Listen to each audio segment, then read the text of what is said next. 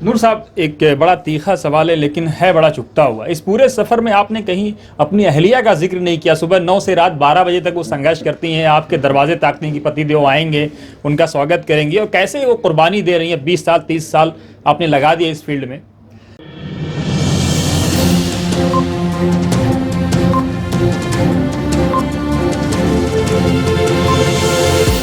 झूठ से दूर, खबरों से भरपूर। अस्सलाम वालेकुम रहमतुल्लाहि व बरकातहू। दोस्तों, आज हिंद गुरु एकेडमी के 3 साल पूरे हो चुके हैं। चौथा साल का आज इन्होंने सेलिब्रेट किया। हिंद गुरु एकेडमी के डायरेक्टर फाउंडर नूर नवाज खान ने।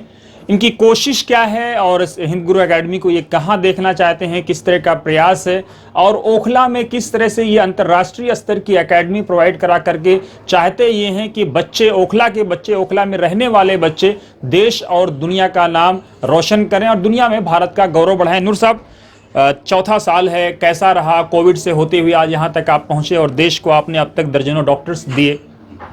अस्सलाम वालेकुम, बहुत बहुत शुक्रिया।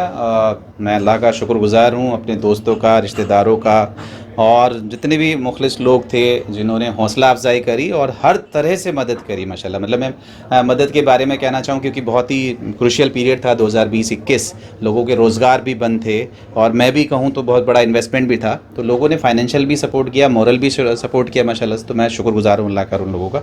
बड़ा अच्छा सफ़र रहा 3 साल। 2021 का रिज़ल्ट रहा तो उसमें नीट में माशाल्लाह से हमने 12 सीटें हासिल करी। 2022 का रहा तो उसमें 30 गवर्नमेंट सीट हासिल करी।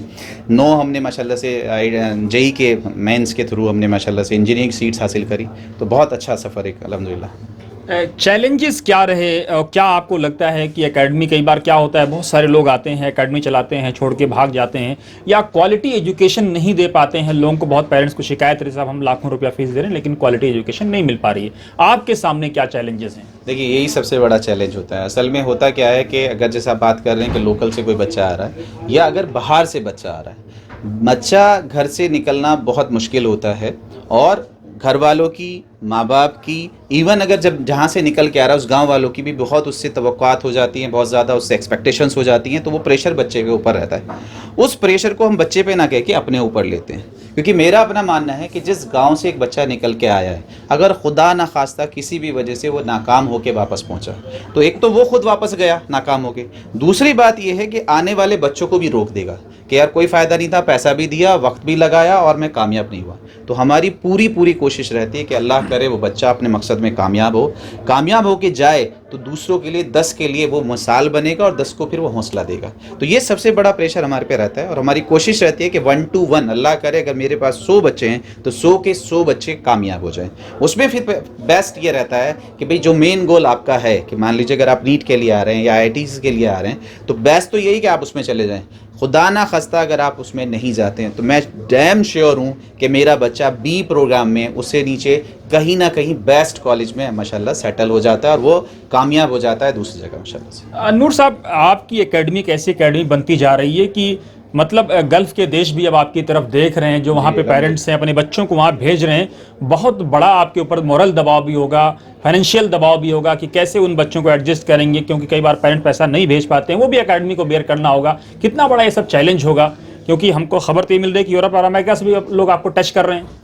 नहीं, खुदा का शुक्र है, जैसा आप मालूम हो कि 10 स्टेट तो कम से कम अल्हम्दुलिल्लाह हिंदुस्तान की 10 स्टेट के बच्चे माशाल्लाह अभी एकेडमी में रह के पढ़ रहे हैं। और माशाल्लाह से 3 ममालिक गल्फ़ के, उनसे बच्चे माशाल्लाह से, और वो भी वो वाले पेरेंट्स जो माशाल्लाह ख़ुद वहाँ एकेडमिक्स में और इंस्टीट्यूशंस के हेड हैं, उनके बच्चे माशाल्लाह से यहाँ रह पढ़ रहे हैं और वो मुतमईन हैं और आइंदा आगे अपने छोटे बच्चों के लिए और भतीजों के लिए और दूसरे उनके लिए वो इंक्वायरीज़ करते हैं। तो ये शुक्रगुज़ार हूँ मैं अपनी टीम का, अपने टीचर्स का, अपनी पूरे इंस्टीट्यूट्स के साथियों का कि वो माशाल्लाह ऐसा एनवायरनमेंट दे पा रहे हैं कि बच्चे मुतमईन हैं, उनके पेरेंट्स मुतमईन हैं और वो दूसरों को ला रहे हैं। इसमें एक सबसे बड़ा प्रेशर यही रहता है कि जब इतने बड़े बड़े नामचीन लोगों से बच्चे आते हैं तो एक प्रेशर सा बन जाता है कि उनको कामयाबी देनी है, और ये हम लेके चलते हैं कि भाई आप ही के बच्चे को कामयाबी नहीं देनी, हमारे पास जो दूर दराज से बच्चा आ रहा है वो भी। तो मैं यही समझता हूँ कि जो हमारा टारगेट है, जिसको हम लेके चलते हैं, अगर वो अचीव हो रहा है तो अल्हम्दुलिल्लाह बच्चे आते रहेंगे। यहाँ पे कभी कभी एक चीज़ में इसमें जोड़ दूँ, बच्चे आते हैं या पेरेंट्स आते हैं या गार्जियंस आते हैं तो वो कहते हैं सर इसको पढ़ा दीजिए और आप इसकी फ़ीस कम कर दीजिए, 10 बच्चे और आएंगे। तो मेरा एक छोटा सा जुमला उन सबके सामने रहता है और हमेशा से यही कहता आया हूँ कि देखिए, अगर मैं बच्चों का रिज़ल्ट दूंगा तो आप 10 नहीं इंशाल्लाह 1000 भेजेंगे।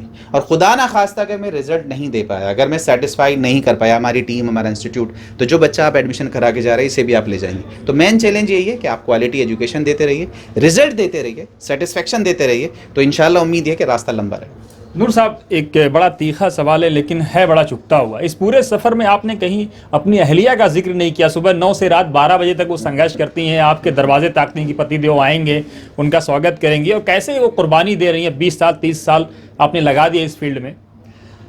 यकीन मानिए इस सफ़र के पीछे मेरी बहनों का, मेरे बड़े भाई का, मेरी बीवी का, माशाल्लाह से वाकई में मेरे वालिदैन का, क्योंकि मैं यही मानता हूँ कि जो भी अंदर मेरे अगर कुछ तालीम है, तरबियत है, मैनर्स हैं, जुझारूपन है, ये वालिदैन ने दिया था। और फिर सपोर्ट जो है वो फिर मेरे बहन भाइयों ने, बीवी ने दी। और मेरा अक्सर ये रहा है कि मेरा घर इंस्टीट्यूट के पास ही रहा है।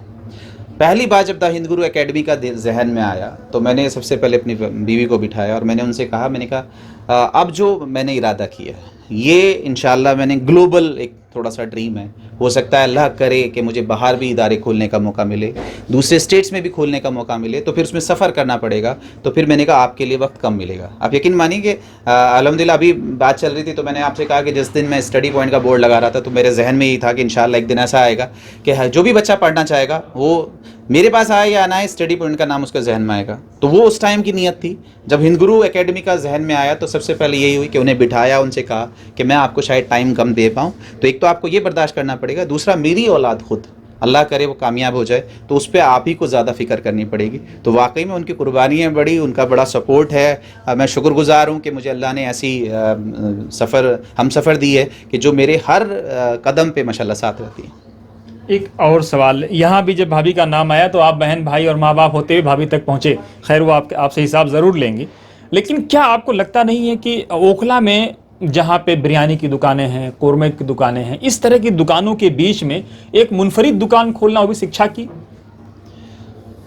देखिए मैं मतलब ज़िंदगी में ये कह लीजिए कि सीखते हुए करने का आदी रहा हूँ और मैं अपने बच्चों से भी कहता रहा हूँ। जब बच्चे मेरे इम्तिहान दे रहे होते हैं क्लास के अंदर, मेरे इंस्टीट्यूट के अंदर, तो मैं बच्चे से कहता हूँ कि मैं आपके यहाँ ड्यूटी नहीं दूंगा क्लास में खड़े होकर, आपकी मर्ज़ी है, आप चीटिंग करना चाहें कर लीजिए, लेकिन ध्यान ये रखिएगा, ये मैं जो बच्चे सुन रहे हैं, जो पेरेंट्स सुन रहे हैं, उनके लिए भी कह रहा हूँ कि नकल का मतलब क्या होता है। जब बच्चा अगर एक तरह से जो उसका अंदर का खुसूसियत कह लीजिए, एटीट्यूड कह लीजिए, अगर वो बच्चा चीटिंग से कर रहा है, इधर से देख लिया उधर से देख लिया और तब पास हो रहा है, तो आप यकीन मानिए आने वाली ज़िंदगी में भी वो नकल ही करेगा। नकल किस तरह से करेगा कि भाई मुझे क्या पहनना है, सपोज करो प्रोग्राम में जाना है, अच्छा एक कोट पहन रहे हैं तो मैं भी कोट पैंट पहन लेता हूँ, ये टी शर्ट पहन रहे हैं तो मैं भी टी शर्ट पहन लूँ, मुझे बिजनेस क्या करना है, अच्छा यहाँ होटल चल रहे हैं, अच्छा मैं भी होटल खोल लेता हूँ, ये बिल्डर हैं तो मैं भी बिल्डर बन जाता हूँ।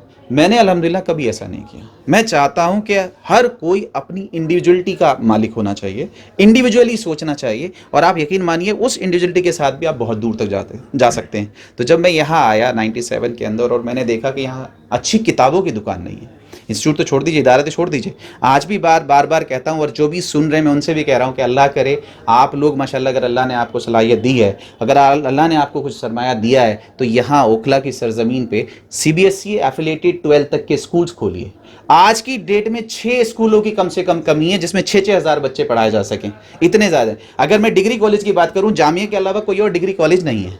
तो इन चीज़ों की ज़रूरत, तो अल्लाह का शुक्र, अल्लाह ने हिम्मत दी, हौसला दिया, वो सोचा कि नहीं हम अलग से, ना कि सराउंडिंग्स में जो चल रहा है उसके एक इदारे की शक्ल रखें, और अल्लाह ने उसमें बहुत साथ दिया। माशाल्लाह स्टडी पॉइंट है, हिंद गुरु स्कूल है, आज हिंद गुरु एकेडमी है, और इंशाल्लाह आगे भी बहुत सारे इरादे हैं, तो वो इंशाल्लाह वजूद में आएंगे। बहुत शुक्रिया से बात करने के लिए। तो ये थे डॉक्टर नूर नवाज जो साफ कह रहे हैं कि ओखला को एक विश्व स्तरीय शिक्षा के क्षेत्र में एक बड़ा नाम बनाना चाहते हैं। और बड़ी बात यह है कि इन्होंने, अगर आप देखें तो मिडिल ईस्ट के कई देशों, यूरोप अमेरिका के कई देशों, वहाँ से भी अब टच कर रहे हैं उनके पेरेंट्स, और ये भी अब वहाँ तक पहुँचने की कोशिश कर रहे हैं। और अहम बात यह है कि कई बार ऐसा देखा गया है कि जो पढ़े लिखे DU या जामिया या MU के प्रोफेसर्स हैं वो भी आते हैं, विजिट करते हैं और अपने बच्चों को पढ़ाते हैं। तो ये बड़ी बात है, हिंद गुरु एकेडमी ने 3 साल में एक बड़ा माइलस्टोन तय किया है। आगे क्या होगा हम उम्मीद यही करते हैं कि अच्छे से अच्छा हो। तब तक आप वतन समाचार के साथ बने रहिए। दूसरी खबरों के लिए